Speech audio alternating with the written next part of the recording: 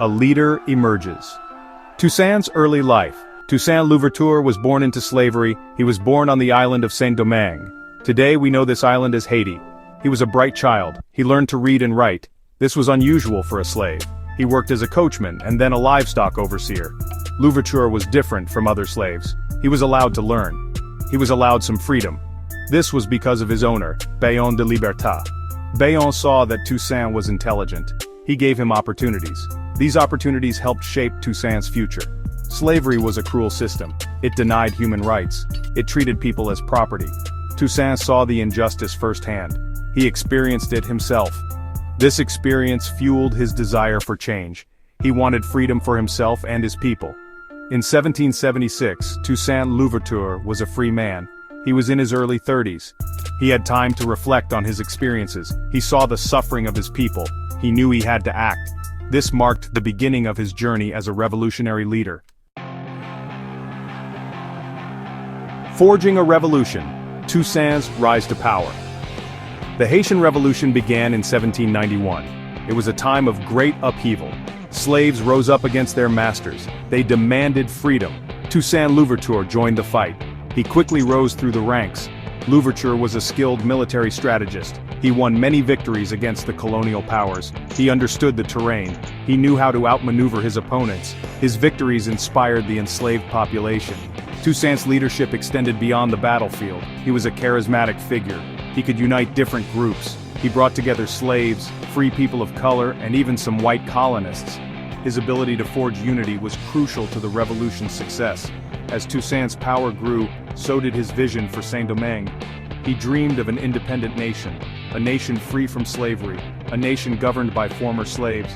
His vision inspired hope in the hearts of many, fueling their fight for liberation. Shifting alliances navigating a complex political landscape.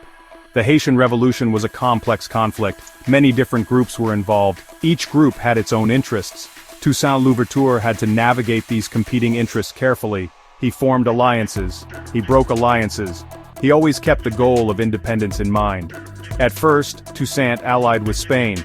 Spain was at war with France. France was the colonial power in Saint-Domingue. This alliance was strategic. Later, Toussaint switched allegiance to France. The French government had abolished slavery. This was a major victory for Toussaint. He believed that aligning with France would help secure the freedom of his people. He was appointed Governor-General of Saint-Domingue. Toussaint's shifting alliances demonstrate his political acumen. He was a pragmatist. He was willing to adapt to changing circumstances. He always put the interests of his people first. Section 4. Rebuilding a Nation. Toussaint's economic and social reforms. Toussaint Louverture was not only a military leader, he was also a skilled administrator. He understood that independence required more than just military victory. He began to rebuild Saint-Domingue's shattered economy. Toussaint knew that agriculture was the backbone of the colony's economy. He encouraged former slaves to return to the plantations. He implemented policies to stimulate agricultural production. He knew that a strong economy was essential for a strong nation. Education was also a priority for Toussaint. He believed that education was the key to progress. He established schools. He promoted literacy. He wanted to create a more just and equitable society. Toussaint's reforms were not without their challenges. He faced opposition from both former slaves and former slave owners. However, he remained committed to his vision for a new Haiti. Section 5. Defying an empire. Toussaint's final stand against Napoleon. Napoleon Bonaparte, the new leader of France, posed a threat to Toussaint's hard-won gains. Napoleon sought to reassert French control over Saint-Domingue. He wanted to re-establish slavery in the colony. Toussaint refused to accept Napoleon's authority. He had fought too hard for freedom. He would not surrender it without a fight. He prepared his forces for war against the French. In 1802, a massive French expeditionary force arrived in Saint-Domingue. Toussaint's forces, though outnumbered, fought bravely. They engaged in fierce guerrilla warfare. Despite their resistance, Toussaint's forces were eventually overwhelmed. He was tricked into a meeting with French General Jean-Baptiste Brunet. He was arrested and deported to France. He was imprisoned in Fort de Joux in the Jura Mountains. Section 6. The Father of Haiti. Toussaint Louverture's enduring legacy. Toussaint Louverture died in prison in 1803. He never saw his dream of a free Haiti realized. However, his struggle was not in vain.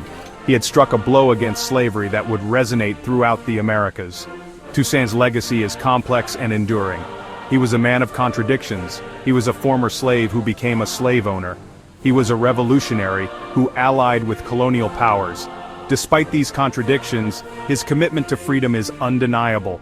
Toussaint is remembered as the father of Haiti. He paved the way for Haiti's independence in 1804. He is celebrated as a hero. He is an icon of resistance against slavery and colonialism. Today, Toussaint Louverture's legacy lives on in Haiti and beyond. He is a symbol of hope for oppressed people everywhere. His struggle for freedom continues to inspire. He reminds us that even in the face of overwhelming adversity, the fight for liberty is a fight worth waging.